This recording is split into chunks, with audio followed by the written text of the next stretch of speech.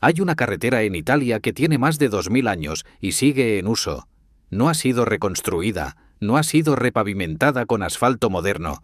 Simplemente sigue ahí, con las mismas piedras que colocaron legionarios romanos cuando Julio César aún no había nacido. Ahora piensa en la calle donde vives. ¿Cuántas veces la han reparado en los últimos 20 años? ¿Cuántos baches has esquivado esta semana? Algo no cuadra, ¿verdad? Y esa sensación, esa extraña incomodidad de que quizás el pasado sabía cosas que nosotros hemos olvidado, es exactamente de lo que vamos a hablar esta noche.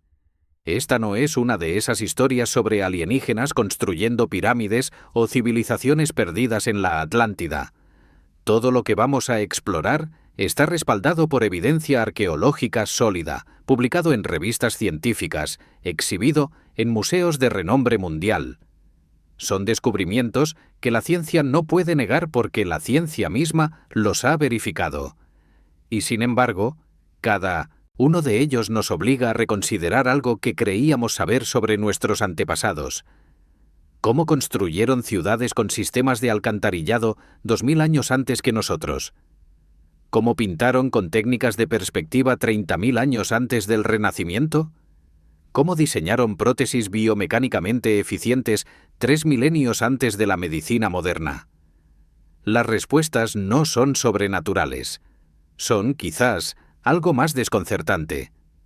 Evidencia de que la inteligencia humana no ha progresado en línea recta, que el conocimiento puede perderse tan fácilmente como ganarse, que nuestros antepasados no eran versiones primitivas de nosotros, sino personas completas, pensantes, capaces de logros que nos cuesta igualar. Si este tipo de viajes al pasado te intriga, considera suscribirte y dejar un comentario con lo que más te sorprende. Cada vez que alguien participa, me ayudas a seguir investigando estos rincones fascinantes de la historia humana. ¿Estás listo? Cierra los ojos un momento. Respira hondo. Y cuando los abras, estarás bajo las aguas del Mediterráneo, frente a la costa de Israel, donde un pueblo que desapareció hace 9000 años espera ser redescubierto. En 1984, un arqueólogo marino llamado Ehud Galili buceaba frente a la costa de Israel cuando encontró algo que no debería estar ahí: los restos de un pozo de agua dulce perfectamente construido a 10 metros bajo la superficie del Mediterráneo. Lo que siguió fue uno de los descubrimientos más importantes de la arqueología submarina. Un pueblo neolítico completo, con casas, calles, graneros y cementerios, sumergido hace más de 9000 años, cuando el nivel del mar subió al final de la última era glacial. Atlit Yam no es una leyenda ni una especulación. Es un pueblo real, con habitantes reales, que vivieron vidas reales en una costa que ya no existe. El sitio se extiende por aproximadamente 40.000 metros cuadrados del fondo marino, profundidades de entre 8 y 12 metros. La preservación es extraordinaria. El lodo marino y la falta de oxígeno han protegido materiales orgánicos que normalmente se descomponen, incluyendo semillas, huesos, madera y fibras vegetales. Los arqueólogos han encontrado los restos de casas rectangulares con pisos de piedra, un pozo de agua dulce de más de 5 metros de profundidad revestido de piedra, graneros llenos de semillas carbonizadas y un misterioso semicírculo de piedras erguidas que algunos han interpretado como un santuario. Imagina este pueblo cuando aún existía sobre tierra firme. Es el amanecer. Hace aproximadamente 9300 años. El sol se eleva sobre una llanura costera, donde el mar está varios kilómetros más lejos de lo que está hoy. Una aldea de casas de piedra y barro se despierta con el canto de los gallos, un sonido que estos humanos neolíticos fueron de los primeros en escuchar porque acababan de domesticar esta ave. El olor a pan, horneándose, sale de los hornos comunales. Pescadores preparan sus redes para salir al mar, mientras agricultores revisan los campos de trigo y cebada que rodean el asentamiento. Es una comunidad próspera, establecida, con raíces que ya llevan generaciones en este lugar. Los habitantes de Atlit Yam practicaban una economía mixta que combinaba agricultura, ganadería, caza y pesca. Los análisis de sus huesos y dientes revelan una dieta variada que incluía cereales, legumbres, carne de cerdo y cabra y abundantes productos del mar. Pero hay algo más. Muchos de los esqueletos muestran evidencia de tuberculosis, una de las infecciones más antiguas documentadas de esta enfermedad en humanos. La proximidad del ganado doméstico probablemente facilitó el salto de la bacteria de los animales a las personas, un precio temprano de la revolución agrícola. Uno de los hallazgos más conmovedores es un entierro doble de una mujer y un niño, probablemente madre e hijo, encontrados, abrazados en posición fetal. Ambos murieron de tuberculosis y fueron enterrados juntos en lo que solo puede interpretarse como un acto de amor y duelo. Estos no eran primitivos gruñendo en cuevas, eran personas con vínculos familiares, rituales funerarios y una vida emocional tan rica como la nuestra. ¿Qué pasó con Atlit Jam? La respuesta está en el clima. Al final de la última era glacial, los enormes glaciares que cubrían el norte de Europa y América comenzaron a derretirse, liberando cantidades masivas de agua dulce al océano. El nivel del mar subió más de 120 metros en los siguientes milenios, inundando vastas extensiones de llanura costera que antes habían sido tierra habitable. Atlit Jam fue una víctima de este proceso.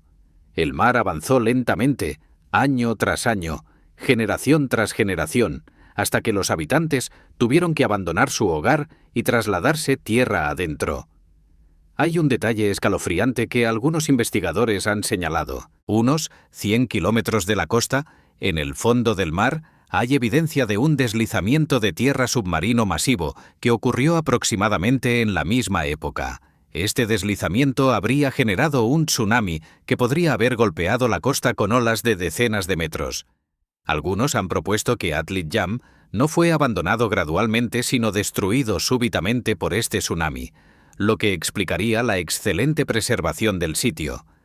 Sin embargo, esta teoría es controvertida y no hay consenso científico al respecto.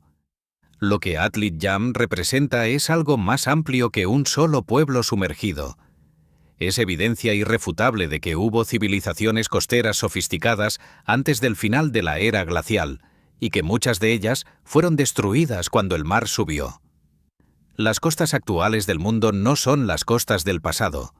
Vastas extensiones de tierra habitada yacen ahora bajo el océano, y con ellas, probablemente, los restos de innumerables comunidades como Atlit Jam que nunca serán encontradas, y mientras dejamos las aguas del Mediterráneo, viajemos ahora hacia tierra firme, a las calzadas de piedra que conectaban un imperio desde Escocia hasta Siria, y que, 2000 años después, siguen desafiando a la ingeniería moderna.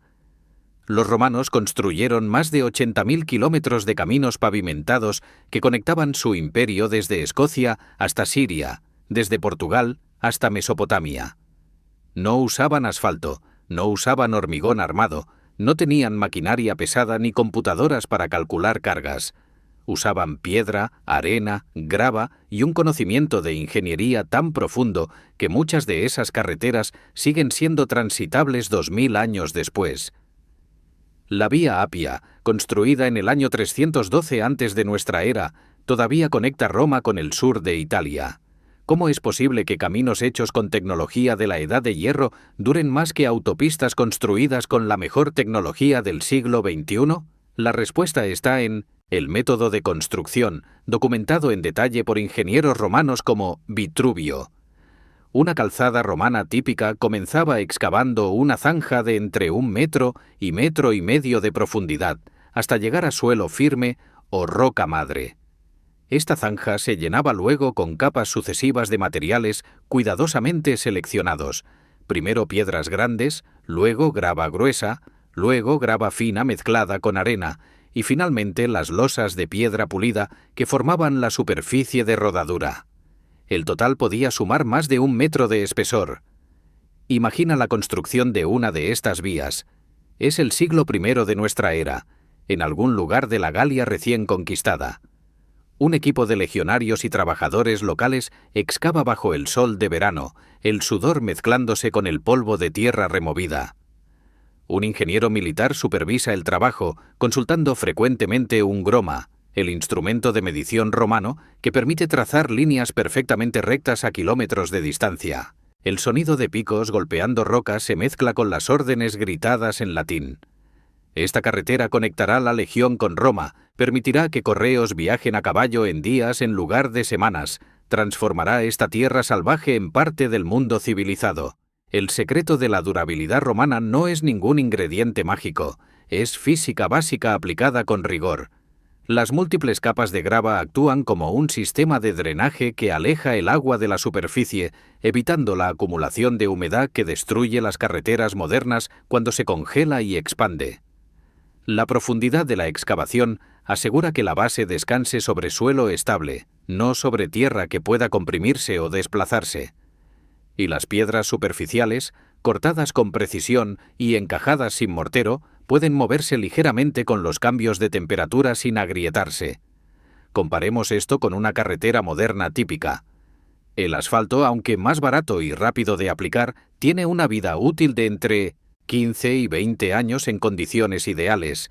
Se agrieta con el frío, se ablanda con el calor, absorbe agua que luego se congela y crea baches. Requiere mantenimiento constante y reemplazo frecuente. Las carreteras romanas, por contraste, fueron diseñadas para durar siglos con mantenimiento mínimo. Hay un dato que ilustra perfectamente esta diferencia. En 2015, ingenieros británicos realizaron un estudio comparando la durabilidad de la Vía Apia con la de autopistas modernas. Descubrieron que muchas secciones de la vía romana han soportado más de 2000 años de uso continuo, incluyendo el paso de carros pesados, caballos y, en tiempos modernos, automóviles. Las autopistas estudiadas, por contraste, mostraban deterioro significativo después de apenas 30 años. ¿Por qué no construimos carreteras así hoy? La respuesta es económica, no técnica. Una calzada romana requería una inversión inicial enorme en materiales y mano de obra, algo que el Estado romano podía permitirse porque tenía acceso a trabajo de legionarios y esclavos.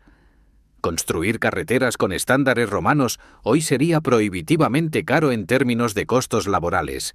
Hemos optado por carreteras más baratas de construir pero más caras de mantener a largo plazo, una decisión que tiene sentido económico a corto plazo, pero que quizás sea cuestionable cuando se mira desde la perspectiva de los milenios. Las calzadas romanas todavía visibles incluyen secciones de la Vía Apia cerca de Roma, tramos de la Vía Egnatia en Grecia y Albania, y numerosos fragmentos dispersos por todo el antiguo imperio.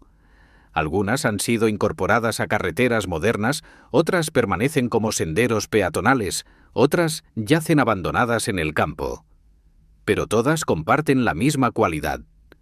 Fueron construidas para durar y han cumplido su propósito más allá de cualquier expectativa razonable. Y hablando de ingeniería urbana que anticipó el futuro, viajemos ahora al Valle del Indo, donde una ciudad de hace 4500 años tenía algo que la mayoría de las ciudades europeas no tendrían hasta la era victoriana. Hace 4500 años, cuando los faraones egipcios apenas empezaban a construir pirámides y Europa seguía siendo un continente de aldeas tribales, una ciudad en el Valle del Indo tenía algo que la mayoría de las ciudades europeas no tendrían hasta el siglo XIX. Un sistema de alcantarillado público. Mohenjo-Daro, cuyo nombre significa Montículo de los Muertos, en sindhi, era una metrópolis de 40.000 habitantes con calles en cuadrícula, baños privados en cada casa y una red de desagües cubiertos que recorría toda la ciudad. La precisión de su ingeniería hidráulica sigue asombrando a los especialistas modernos. Mohenjo-Daro fue descubierta en 1922 por el arqueólogo británico John Marshall, quien quedó estupefacto ante lo que encontró. Las ruinas no mostraban los palacios monumentales ni los templos grandiosos típicos de las civilizaciones antiguas conocidas. En su lugar había algo más prosaico pero igualmente impresionante. Una planificación urbana sistemática donde cada casa, sin importar su tamaño, tenía acceso a agua corriente y drenaje. Imagina un día típico en Mohenjo-Daro, hace 4500 años. El sol se eleva sobre una ciudad de ladrillos rojizos dispuestos en calles que se cruzan en ángulos perfectos de 90 grados. En cada casa, el día comienza con el baño ritual. agua extraída de pozos privados, vertida sobre el cuerpo en cuartos de baño con pisos impermeabilizados que drenan hacia canales subterráneos. El agua usada fluye hacia las alcantarillas principales, cubiertas con losas de piedra que corren bajo el centro de cada calle. El olor no es el hedor que asociamos con ciudades antiguas. Es el olor limpio de una urbe que ha resuelto el problema de la gestión de residuos. El sistema de drenaje de Mohenjo-Daro era extraordinariamente sofisticado. Cada casa tenía su propia conexión a la alcantarilla principal, con trampas de agua para evitar que los olores regresaran. Las alcantarillas eran lo suficientemente grandes para que un trabajador pudiera entrar a limpiarlas, y tenían pozos de inspección a intervalos regulares para facilitar el mantenimiento. Las pendientes estaban calculadas con precisión para asegurar que el agua fluyera por gravedad hacia las afueras de la ciudad. Pero lo más impresionante quizás sea el Gran Baño, una estructura pública que no tiene paralelo en ninguna otra civilización de la época. Es una piscina rectangular de 12 metros de largo por 7 de ancho, con escaleras en ambos extremos que descienden al agua. El piso y las paredes están construidos con ladrillos perfectamente ajustados y sellados con betún natural para evitar filtraciones. Alrededor del baño hay pequeñas habitaciones que probablemente se usaban para cambiarse. La función exacta es desconocida, pero la mayoría de los arqueólogos creen que tenía propósitos rituales, quizás relacionados con purificación religiosa. ¿Cómo es posible que una civilización de hace 4.500 años desarrollara tecnología sanitaria que Europa no alcanzaría hasta la Revolución Industrial? La respuesta probablemente está en las condiciones locales. El Valle del Indo es caluroso y húmedo, un ambiente donde las enfermedades transmitidas por agua contaminada pueden devastar poblaciones enteras. La presión selectiva habría favorecido fuertemente a cualquier comunidad que encontrara formas de mantener el agua limpia y los desechos alejados de las áreas habitadas. También hay evidencia de que los habitantes de Mohenjo-Daro tenían conocimientos médicos significativos. Se han encontrado cráneos con evidencia de trepanación exitosa, dientes con empastes de cera de abeja y huesos que muestran tratamiento de fracturas. La civilización del Indo no solo construía ciudades limpias, curaba a sus habitantes. El misterio de Mohenjo-Daro es su desaparición. Hacia el año 1900 antes de nuestra era, la ciudad fue abandonada, junto con otras ciudades de la civilización del Indo. Las teorías incluyen cambios climáticos que secaron los ríos, invasiones de pueblos nómadas del norte o simplemente el agotamiento de los recursos locales. Lo que sabemos con certeza es que cuando la civilización colapsó, su conocimiento de ingeniería sanitaria se perdió con ella. Europa no volvería a tener sistemas de alcantarillado comparables hasta el Londres victoriano, más de 3.500 años después. Y mientras dejamos estas calles limpias y ordenadas, viajemos ahora a las profundidades de una cueva francesa, donde artistas de hace 30.000 años dejaron obras maestras que desafían todo lo que creíamos saber sobre el arte primitivo. El 18 de diciembre de 1994, 3 espeleólogos franceses descendieron por una grieta estrecha en un acantilado del sur de Francia. Lo que encontraron al final de ese pasaje cambió todo lo que creíamos saber sobre los orígenes del arte humano. Las paredes de la cueva de Chauvet estaban cubiertas de pinturas de leones, rinocerontes, caballos y bisontes, realizadas con una técnica que los historiadores del arte calificaron de magistral. Perspectiva, sombreado, movimiento, composición. Y tenían más de 30.000 años de antigüedad. 30.000 años. El doble de antiguas que las pinturas de Lascaux, que ya nos parecían increíblemente sofisticadas. El descubrimiento de Chauvet obligó a los académicos a repensar completamente la evolución del arte humano. La teoría prevaleciente hasta entonces era que el arte había evolucionado gradualmente, desde formas simples y torpes hasta representaciones más sofisticadas con el paso de los milenios. Las pinturas de Chauvet destruyeron esta narrativa. El arte más antiguo que conocemos es también uno de los más logrados técnicamente.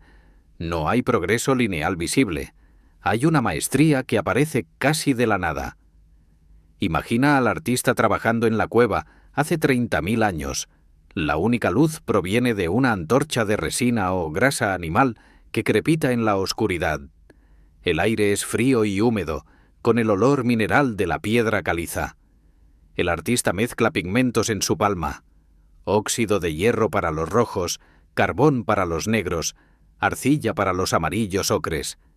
Estudia la superficie de la roca, buscando contornos naturales que pueda incorporar a su composición.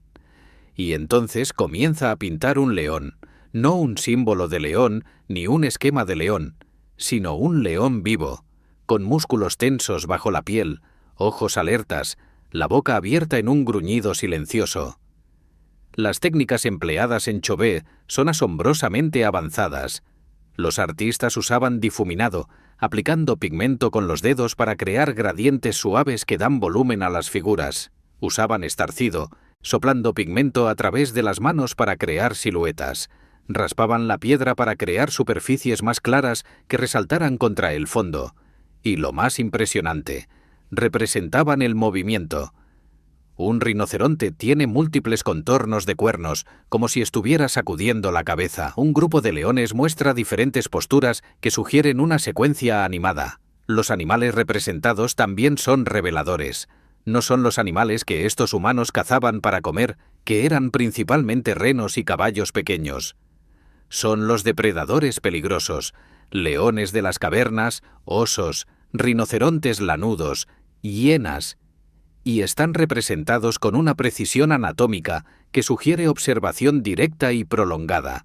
Los artistas de Chauvet conocían a estos animales íntimamente, sabían cómo se movían, cómo se comportaban, cómo tensaban sus músculos antes de atacar. ¿Por qué pintaron? Esta es la pregunta que ha obsesionado a los arqueólogos desde el descubrimiento de las primeras cuevas pintadas.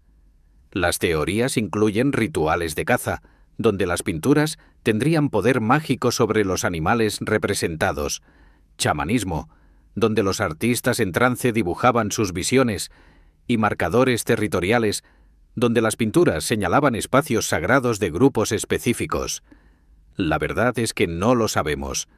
Los artistas de Chauvet no dejaron explicaciones, y sus descendientes no transmitieron sus creencias de manera que podamos reconstruirlas. Lo que Chauvet demuestra irrefutablemente es que los humanos de hace 30.000 años no eran menos inteligentes ni menos capaces que nosotros. Tenían las mismas mentes, las mismas manos, la misma capacidad de observación y expresión. Lo que les faltaba era la acumulación de conocimiento que nosotros hemos heredado de generaciones anteriores. Partían de menos, pero no eran menos.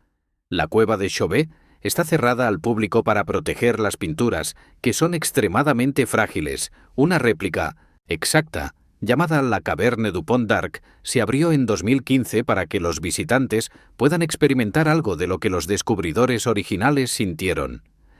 Pero nada puede reemplazar completamente la experiencia de estar frente a imágenes creadas por manos humanas hace 30 milenios, en la oscuridad de una cueva que ha guardado su secreto durante todo ese tiempo. Y hablando de formas que desafían explicaciones simples, viajemos ahora al continente más frío y remoto del planeta, donde formaciones rocosas con simetría perfecta han alimentado especulaciones que van desde lo científico hasta lo fantástico. En 2016, imágenes de Google Earth mostraron algo extraño en las montañas Ellsworth de la Antártida, formaciones con 4 caras simétricas y puntas perfectamente definidas que recordaban a pirámides artificiales. Las fotografías se viralizaron y con ellas las especulaciones sobre civilizaciones perdidas bajo el hielo. La realidad científica es menos dramática pero igualmente fascinante.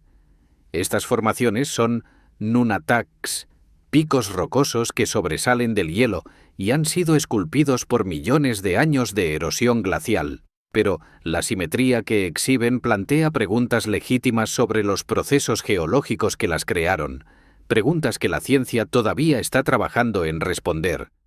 Los nunataks antárticos se forman cuando la capa de hielo que cubre el continente fluye alrededor de picos de montaña que son demasiado altos para ser completamente cubiertos. El hielo actúa como un agente erosivo extraordinariamente poderoso. Durante millones de años, los glaciares han tallado estas rocas, llevándose material de todas las direcciones, creando formas que reflejan los patrones de flujo del hielo circundante.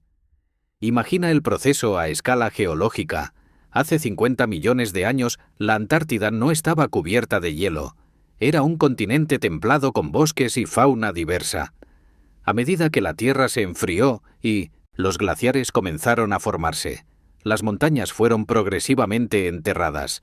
Los picos más altos sobresalían del hielo como islas rocosas en un océano blanco, y durante millones de años, el hielo fluyendo alrededor de ellos los fue tallando, afilando sus aristas, creando caras planas donde antes había laderas irregulares. La simetría de algunas de estas formaciones es genuinamente notable. El pico más famoso, fotografiado extensamente desde satélites y aviones, tiene 4 caras casi idénticas que convergen en un punto con precisión geométrica. Visto desde arriba, su contorno es casi un cuadrado perfecto. No es la única formación así. Hay varias en las montañas Ellsworth y en otras cadenas antárticas que muestran simetrías similares. ¿Cómo explica la geología esta simetría? La respuesta está en la estructura de la roca subyacente. Muchas de estas formaciones están compuestas de granito o gneis, rocas con sistemas de fracturas naturales que tienden a crear planos de debilidad a ángulos específicos. Cuando el hielo erosiona estas rocas, lo hace preferentemente a lo largo de esos planos de fracturas, creando caras planas que reflejan la geometría cristalina del material. Si los planos de fractura están espaciados simétricamente, la erosión resultante también será simétrica. Esto no significa que la simetría perfecta sea común.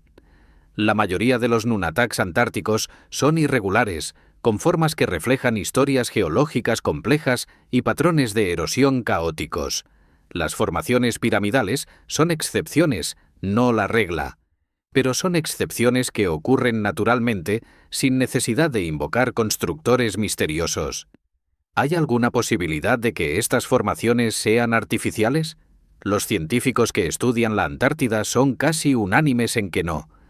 No hay ninguna evidencia de presencia humana en la Antártida antes de las primeras expediciones del siglo XIX. El continente ha estado cubierto de hielo durante millones de años, mucho antes de que los humanos modernos existieran. Y las formaciones en cuestión están compuestas de roca maciza, no de bloques apilados. Pero la fascinación que generan estas imágenes revela algo sobre la psicología humana. Estamos programados para buscar patrones, para encontrar orden en el caos, para asumir agencia inteligente cuando vemos simetría. Esta tendencia nos sirvió bien cuando necesitábamos detectar depredadores camuflados o reconocer rostros. Pero también nos lleva a ver pirámides donde solo hay montañas erosionadas. Las montañas piramidales de la Antártida permanecen donde siempre han estado, talladas por el hielo durante millones de años, indiferentes a las especulaciones que generan. Son recordatorios de que la naturaleza puede crear formas asombrosas sin necesidad de ayuda humana, y de que nuestra tendencia a ver lo que queremos ver es tan antigua como nosotros mismos. Y mientras dejamos las heladas cumbres antárticas, viajemos ahora a la cálida Mesopotamia, donde una tablilla de barro de hace 4000 años guarda los secretos de la bebida más antigua de la civilización. En el Museo Británico de Londres se conserva una tablilla de arcilla de hace 4000 años que contiene lo que podría ser el documento técnico más antiguo de la humanidad, una receta detallada para elaborar cerveza. El himno a Ninkasi, dedicado a la diosa sumeria de la cerveza, describe paso a paso el proceso de malteado, fermentación y filtrado, con un nivel de detalle que los cerveceros modernos reconocen inmediatamente. Los sumerios no solo bebían cerveza, entendían la bioquímica de su producción con una profundidad que no veríamos documentada de nuevo hasta el siglo XVIII. La tablilla fue descifrada en 1964 por el asiriólogo Miguel Civil, quien reconoció que lo que parecía ser un simple himno religioso era también un manual técnico codificado en forma poética. Cada verso del himno describe una etapa del proceso cervecero, desde la preparación del grano hasta el vertido final en los recipientes de consumo. Es poesía y tecnología fundidas en una sola forma. Imagina una cervecería sumeria en plena producción, hace 4000 años. El aire está cargado con el dulce aroma del grano malteado y el olor ácido de la fermentación activa. Mujeres, porque la elaboración de cerveza era tradicionalmente trabajo femenino en Mesopotamia, trabajan junto a grandes tinajas de barro removiendo la mezcla con palas de madera. En una esquina del taller, una sacerdotisa de Ninkasi supervisa el proceso, asegurándose de que cada etapa se realice según los rituales prescritos. La cerveza no es solo una bebida, es una ofrenda a los dioses, un símbolo de civilización, un indicador de prosperidad. El proceso descrito en el himno a Ninkasi es sorprendentemente sofisticado. Comienza con la preparación de bapir, un pan de cebada horneado 2 veces que concentra los azúcares y las enzimas necesarias para la fermentación. Este pan se desmenuza en agua junto con malta de cebada, creando un mosto dulce que se deja fermentar en grandes tinajas. El texto describe cómo olas suben y bajan en la mezcla, una referencia clara a la actividad de la levadura que los sumerios observaban sin entender su naturaleza microbiológica. Lo que los sumerios entendían empíricamente era impresionante. Sabían que el malteado, el proceso de germinar y luego secar el grano, era esencial para producir una cerveza de calidad. Sabían que ciertas condiciones de temperatura y humedad favorecían la fermentación, mientras que otras la arruinaban. Sabían que la cerveza debía ser filtrada a través de cestos de junco para eliminar los residuos sólidos. Todo esto lo aprendieron por observación y experimentación. Sin microscopios, sin teoría germinal, sin ninguna de las herramientas que consideraríamos indispensables para entender la fermentación. La cerveza sumeria era diferente de la cerveza moderna en varios aspectos. Era más espesa, casi papillosa, y se bebía frecuentemente con pajitas para evitar los residuos que flotaban en la superficie. Tenía un contenido alcohólico variable, dependiendo del tiempo de fermentación y la proporción de ingredientes, y venía en múltiples variedades: cerveza oscura, cerveza clara, cerveza especiada con dátiles o miel, cerveza para festivales religiosos y cerveza para consumo diario. La importancia social de la cerveza en Mesopotamia no puede exagerarse. Los trabajadores recibían parte de su salario en cerveza, los templos mantenían cervecerías para producir ofrendas, los contratos comerciales se sellaban compartiendo cerveza, y las leyes de Hammurabi incluían regulaciones específicas sobre la venta de cerveza y las penalidades por adulterarla. Una tabernera que diluyera su cerveza con agua podía ser ejecutada. La cerveza era asunto serio. El himno a Ninkasi permaneció enterrado durante milenios, hasta que los arqueólogos del siglo XIX comenzaron a excavar las ruinas de las ciudades sumerias. La tablilla que lo preserva es uno de los miles de documentos cuneiformes que han sobrevivido gracias a la durabilidad del barro cocido. Es un recordatorio de que la escritura no fue inventada para poesía ni para historia, sino para llevar cuentas, registrar recetas, documentar el conocimiento práctico que mantenía funcionando a las civilizaciones. Y hablando de conocimiento práctico que sorprende por su sofisticación, viajemos ahora al antiguo Egipto, donde una momia de hace 3000 años llevaba puesto algo que no esperaríamos encontrar hasta la era moderna. En 2007, investigadores examinaron una momia egipcia de hace 3000 años y encontraron algo sorprendente. Un dedo gordo del pie hecho de madera y cuero, articulado con bisagras, diseñado para doblarse al caminar. No era un adorno funerario, era una prótesis funcional usada en vida por una mujer que había perdido su dedo probablemente por diabetes o gangrena. Las pruebas con voluntarios modernos demostraron que el diseño era biomecánicamente eficiente, reduciendo la cojera y permitiendo un caminar casi normal. Los egipcios no solo momificaban muertos, rehabilitaban vivos. La prótesis, conocida como el dedo de Greville Chester por el coleccionista que la donó al Museo Británico, fue durante mucho tiempo considerada un objeto funerario, algo añadido a la momia para completar su cuerpo de cara al más allá. Pero un examen más detallado reveló marcas de desgaste consistentes con uso prolongado en vida.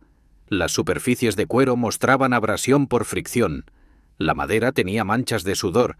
y la articulación estaba desgastada de manera que indicaba miles de ciclos de flexión y extensión. Imagina a la dueña de esta prótesis hace 3000 años.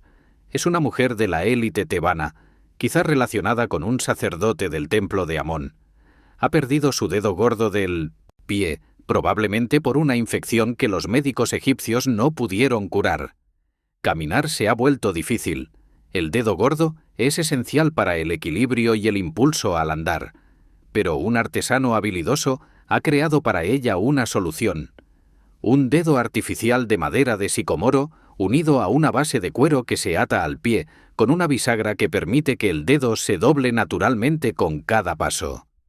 El diseño es notablemente sofisticado para su época. La prótesis consta de 3 piezas de madera unidas por una bisagra de cuero que permite flexión en la articulación metatarsofalángica, exactamente donde el dedo natural se dobla al caminar. La superficie inferior está acolchada para distribuir la presión y las correas de cuero permiten ajustar el ajuste según las necesidades de la usuaria. Es un diseño que cualquier protésico moderno reconocería como funcional. En 2012, investigadores de la Universidad de Manchester realizaron un estudio con voluntarios que habían perdido su dedo gordo del pie. Les proporcionaron réplicas exactas de la prótesis egipcia y les pidieron que caminaran sobre superficies de arena, representando el terreno que habría sido común en el antiguo Egipto. Los resultados fueron claros. La prótesis reducía significativamente la cojera y permitía un patrón de marcha mucho más natural que caminar sin ella. Hay otra prótesis de dedo egipcia conocida, llamada el dedo de Tabaketenmut, encontrada todavía unida a una momia femenina de la dinastía 21. Esta prótesis es aún más elaborada, tallada en madera con detalles anatómicos que incluyen una uña y los pliegues de los nudillos. También muestra evidencia de uso prolongado en vida. 2 prótesis de dedo, de épocas similares, sugieren que esta práctica no era un caso aislado, sino una tradición médica establecida. Lo que estas prótesis revelan sobre la medicina egipcia es significativo. Los egipcios no solo trataban enfermedades, trataban las consecuencias de las enfermedades. No se limitaban a intentar curar la infección que causó la pérdida del dedo, creaban soluciones para restaurar la función perdida. Esta distinción entre tratamiento y rehabilitación es fundamental en la medicina moderna, pero rara vez la asociamos con civilizaciones antiguas. También hay implicaciones sociales. Los pies eran importantes en el antiguo Egipto por razones tanto prácticas como religiosas. Las sandalias eran marcadores de estatus, y entrar descalzo a espacios sagrados era un acto de deferencia ante los dioses. Una persona sin dedo gordo habría tenido dificultades no solo para caminar, sino para participar plenamente en la vida social y religiosa. La prótesis no solo restauraba la función, restauraba la dignidad. Las prótesis egipcias permanecen en museos de Londres y El Cairo, pequeños objetos de madera y cuero que guardan historias de sufrimiento y recuperación, de pérdida y adaptación. Son recordatorios de que la medicina no es solo curar, es también restaurar, rehabilitar, devolver a las personas la capacidad de vivir vidas completas. Y mientras dejamos estas antiguas soluciones médicas, viajemos ahora a las profundidades de las cuevas paleolíticas, donde investigadores han descubierto algo que no esperaban: una relación entre el sonido y el arte que nuestros antepasados entendían hace 17.000 años. Durante décadas, los arqueólogos asumieron que la ubicación de las pinturas rupestres en las cuevas prehistóricas era aleatoria, dictada por la disponibilidad de superficies lisas o la proximidad a la entrada. Pero en los años 90, investigadores comenzaron a notar un patrón inquietante. Las pinturas más elaboradas de Lascaux y otras cuevas paleolíticas se concentraban en zonas con propiedades acústicas excepcionales. Lugares donde el sonido resonaba, se amplificaba, creaba ecos complejos. ¿Coincidencia? Los estudios estadísticos sugieren que no. Nuestros antepasados de hace 17.000 años parecían entender algo sobre el sonido que nosotros apenas estamos redescubriendo. El investigador que primero propuso esta conexión fue el arqueoacústico Yegor Rednikov, quien en 1988 comenzó a estudiar sistemáticamente las propiedades sonoras de las cuevas pintadas del sur de Francia. Su método era simple pero revelador. Caminaba por las cuevas cantando notas sostenidas, marcando los lugares donde el sonido resonaba con mayor intensidad. Luego comparaba estos mapas acústicos con la distribución de las pinturas. La correlación era asombrosa. Imagina la cueva de Lascaux hace 17.000 años, no como un museo silencioso, sino como un espacio vivo lleno de sonido.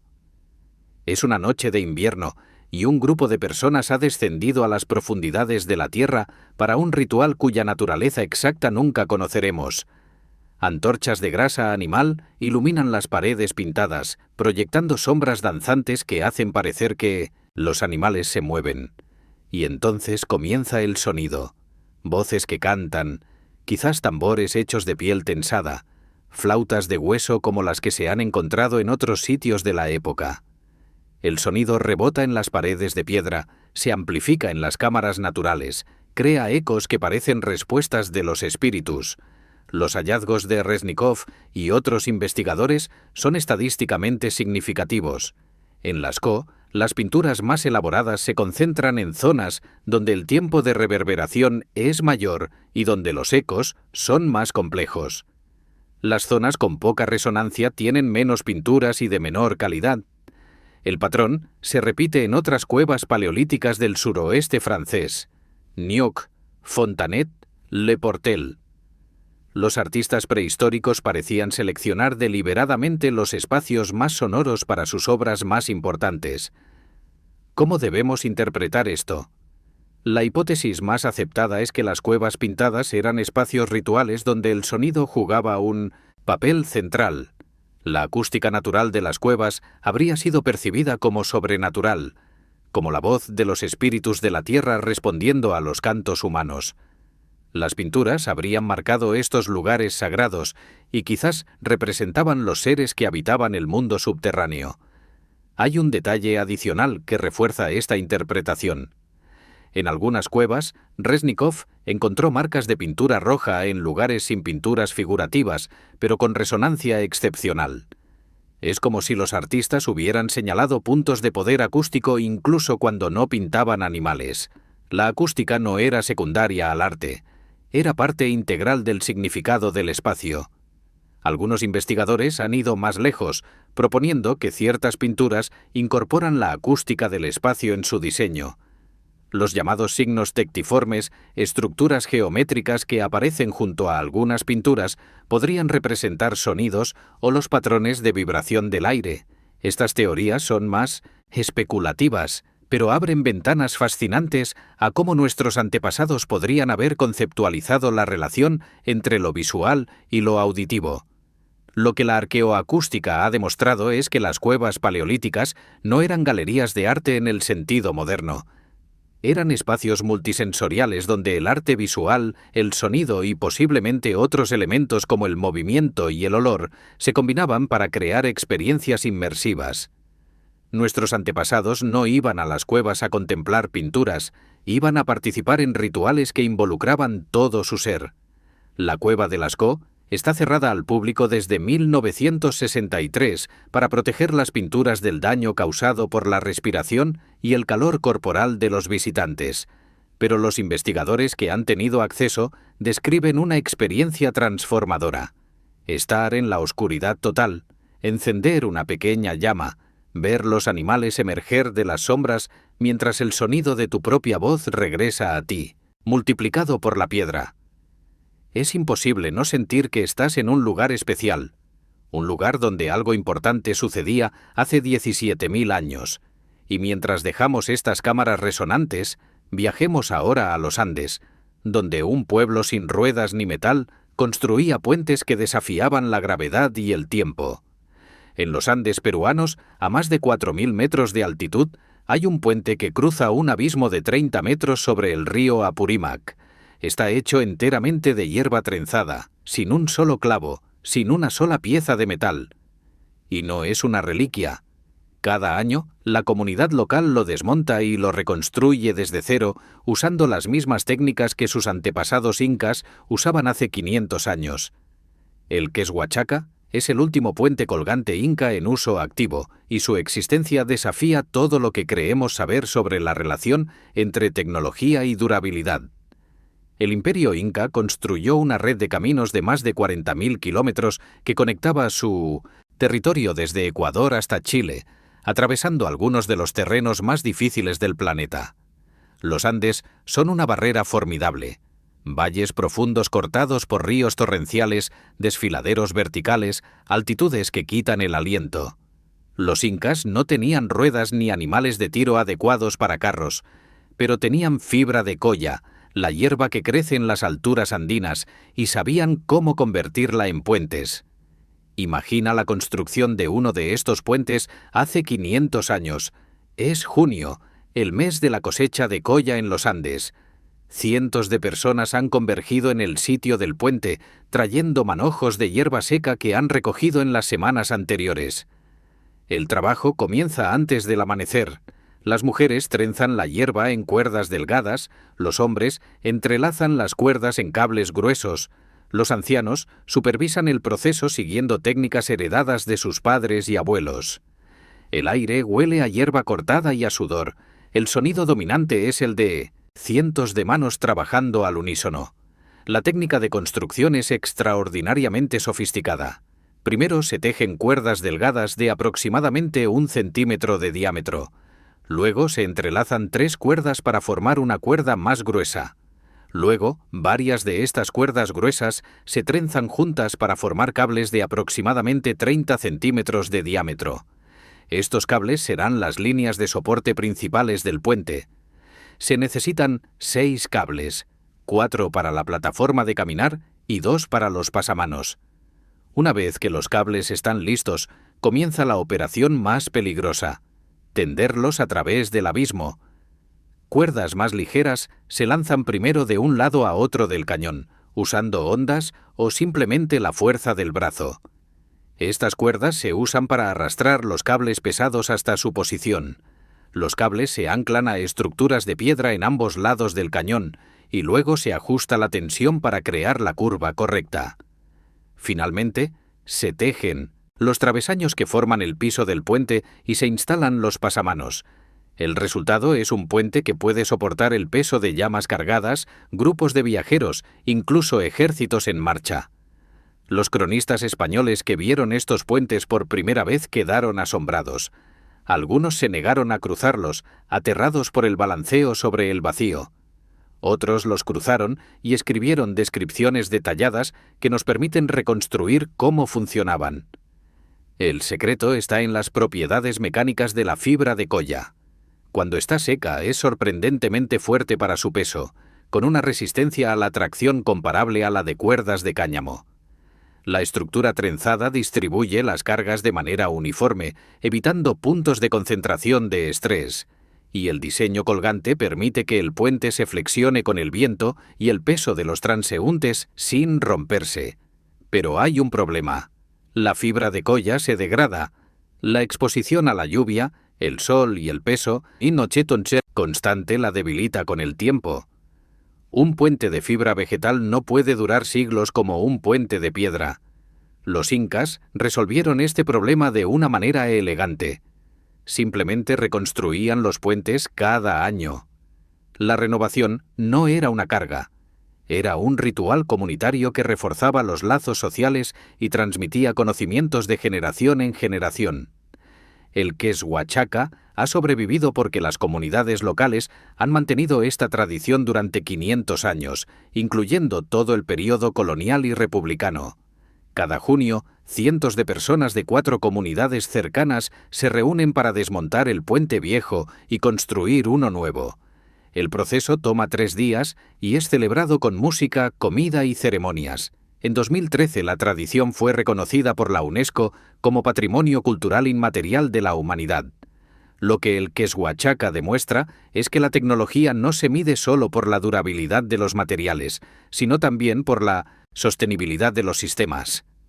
Los incas no construyeron puentes para que duraran eternamente. Construyeron puentes para que pudieran ser reconstruidos eternamente. Y 500 años después, Esa estrategia ha demostrado ser más duradera que cualquier puente de piedra o acero.